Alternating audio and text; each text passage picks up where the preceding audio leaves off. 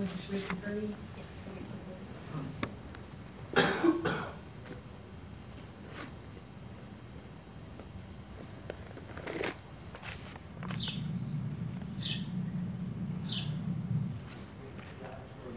Good morning, everyone. Can you hear me well? Okay, good. So my name is Szubryt. I'm a master's student at Southern Illinois University, Carbondale, and I'll be talking to you today about some work that I've done during my undergraduate at SIU and also continuing with my master's work at this university. So much of what I did for my undergraduate was on this genus called Euthamia. So these are not, contrary to what many people, my parents believe, they're not ragweeds, they don't give you allergies, and these are not goldenrods. This is actually a distinct genus that's separated by at least 1 million years of evolution from that, but it's heavily converged on a very similar form throughout this tribe, Astereae, that I've been studying. These are perennial, self-protestant herbs. As you can see, some of them are very weedy. Right here on the right, there is graminifolia literally bursting through asphalt and concrete in northern Illinois. So they're pretty hardy guys. There have been considerable disagreements taxonomically in this group, simply because there are very few features that can be used to delineate them, especially since many of these features have a fairly wide range of variation, and any bit of variation can lead to confusion as to whether, wait, is this variation just within the species or separate subspecies, or is there hybridization going on? And until we had molecular data, we didn't really know what a lot of these lineages were or if they were real whatsoever. And likewise, this led to confusion as to where each species occurs and where each subspecies might be found. The biggest problem is with this entity right here, this Euthamia graminifolia, or the grass leaf golden top. This is typically thought to occur throughout the northern and eastern US and also bits of southern Canada. But there's been questions as to whether this also occurs along coastal eastern North America, including in the southeast Gulf Coast, in Louisiana, Mississippi to the Florida Panhandle, and also from the Florida Panhandle up to New Jersey, where Euthamia graminifolia in the strict sense co-occurs. So this is the distribution that we're talking about in these red dots. There's questions as to whether all of these things here are the same taxon, whether there's some variety of graminifolia that occurs more in the north, whether maybe, say, these ones in the Atlantic coast are a different species, maybe the ones down to the Florida Panhandle, southeast Gulf Coast, maybe those are graminifolia, or maybe they're hybrids between these two entities, gram, which occurs more in the northern part of the US, and then this one that occurs explicitly along coastal eastern North America. And you can see here they co-occur a bit in Virginia, where the northern end of this ambiguous taxon occurs. So to test this, we undertook a few steps, the first being a molecular study of Euthamia and the whole tribe, and we find that both nucleoribosome cisterons and whole plastron phylogenies strongly support Euthamia as being monophyletic. And within this, there are a number of fairly well-supported species, including graminifolia in the strict sense up here, that groups closely with that thin-leaved coastal species that we saw just in the last slide. But then along the Atlantic coast, there's a distinct clade called hirtipes that pops out, to much to our surprise. And then along the southeast Gulf Coast, there's a completely different lineage. There's a completely different lineage that associates closer to a Midwestern prairie species. Then, to try to understand whether or not these were hybrids, we looked at PCR sequences to see if there are any detections of hybrid signal within the Sanger sequence data, and we found that much of the Atlantic coast and the southeast Gulf Coast taxon, there were very few polymorphisms overall, but when we look in the Florida Panhandle, there were things we couldn't really figure out what they were. Because there's so few definitive morphological features that split these species apart, any bit of variation confused us. And so we found these plants that weren't as broad-leaved as the Gulf Coast, weren't as narrow-leaved as Atlantic, and their pubescence is all messed up, and it looked a bit like some of the graminifolias up north, hence making it reasonable why people would be confused about this group. So a bit about the morphology. Once we had, okay, well, these are where these entities occur. What do they actually look like? Can we tell them apart? Are they cryptic?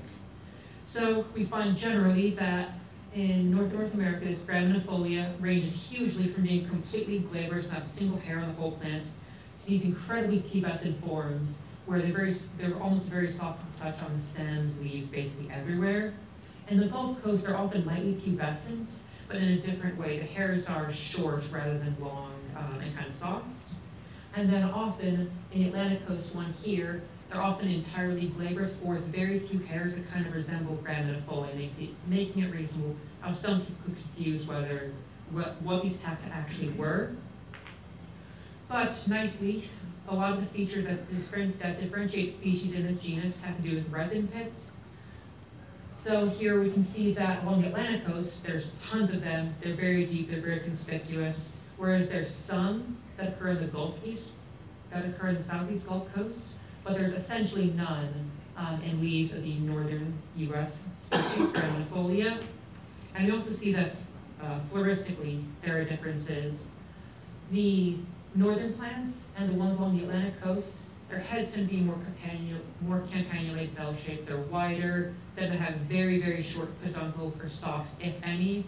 Whereas you see a more narrow form in the southeast Gulf Coast plants, where there are these fairly long peduncles that subtend each and every head, which is a clear identifying factor for these lineages. And also trying to figure out, okay, well, we've sampled areas where these plants occur. Well, let's try and figure out what their niche is, how they differ from one another. So I did ecological niche modeling through this tool called SDM Toolbox. It's a GUI interface, it's very easy to use in ArcGIS. And we find that, again, for the northern US plant, the graminifolia in the strict sense, it says largely restricted to coastal regions in the northeast, all the way over through eastern, even central North America, but it doesn't really occur at all whatsoever further along the coast. And we see that precipitation during the summer months, temperature, and then some soil factors are important in determining where this species can be predicted to occur.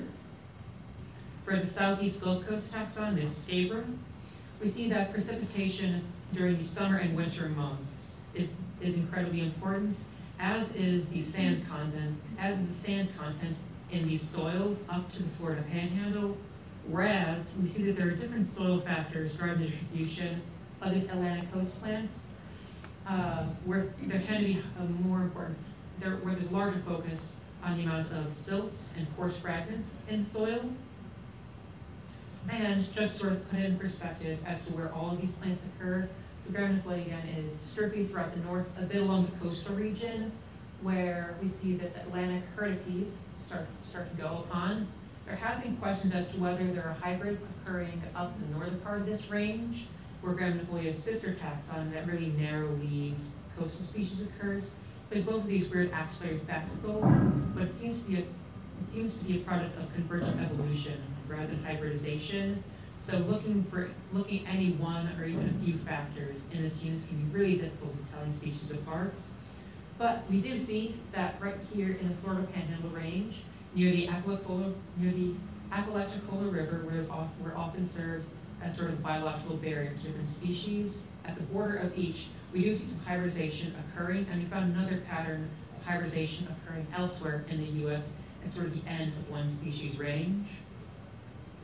There are some steps we'd like to continue with this research. So we have a few more samples that'll be sequenced very soon for full chloroplast genomes and representative data. We'd also like to improve the modeling. So there's a few parameters that have been mentioned here. There's matcha sponge, which is used to increase the resolution of the maps from 1 kilometer to 30 square meters, giving us a much more realistic idea of where you can actually find these plants rather than in a general area. I also think it would be cool to model into the future, to see how these distributions might change under different climate change scenarios, especially since for at least the southeast Gulf Coast taxon, this scabra, he said it's a very small distribution, and as such it might be threatened or endangered in the near future if there is this potential habitat shrinkage from environmental changes, and to also understand how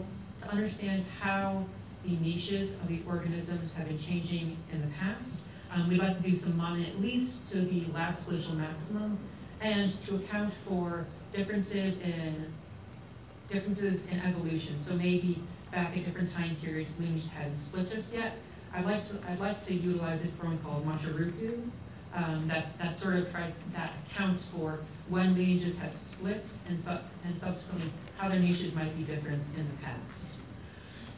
And lastly, also trying to model additional genera. There's one particular radicalishes out west. They're particularly interested in because the taxonomy of that genera, as with Euthamia and many others in this group, has been very difficult morphologically. Hence, we're taking sort of a broader view of the entire North American group of these Astereae, trying to figure out what niches they occur, what their phylogenetic placement is, and what evolutionary patterns we might be seeing in this group that we don't get from previous Sanger sequencing data alone.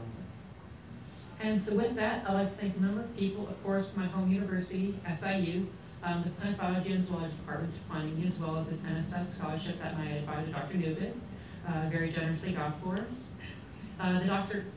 Jason Brownfoot, SIU, he has mentored me a lot for this, for the GIS and species distribution modeling component of this research, and of course all the herbaria that we sampled for this project. We have over 200 Euthamia that are sampled for ITS, ETS, and looking at loans and records from even 100 or 200 years ago. This research would not have been possible without natural history or herbaria collections in the past. And so with that, not to take up too much of your time, I will take any shorter speeches now you have disguised as questions.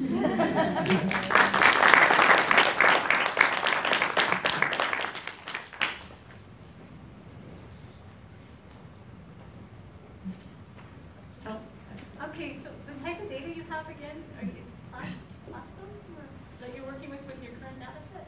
So we have two different sources of data. We have just sort of old school PCR standard sequencing. So ITS, ETS. Yes, and then we're also doing genome staining with Illumina HiSeq X, and that's a way of getting whole chloroplast genomes. It gives you the entire nucleorosomal cyst around about 7,000 to 9,000 base pairs, and then occasionally you can recover whole mitochondrial genomes with that. So my question is related to that. Is your data amenable to using species delimitation models? Which ones? Like BPMP? I believe that it should be. Pardon me? I believe that at least for nuclear it should be. Because that would be a way of sort of seeing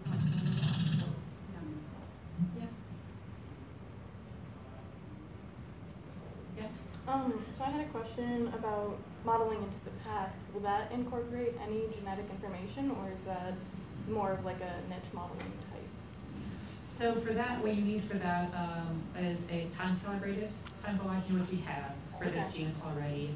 And so the way that it works is it looks at different scenarios of, okay, what is sort of the mean expected divergence time if there are two species or if there's still one parent species, and then trying to see how many species you have at one point when they diverge, and it looks at a few different time points and a few different branches to get a more holistic view of what might be going on in different scenarios. Oh, thank you.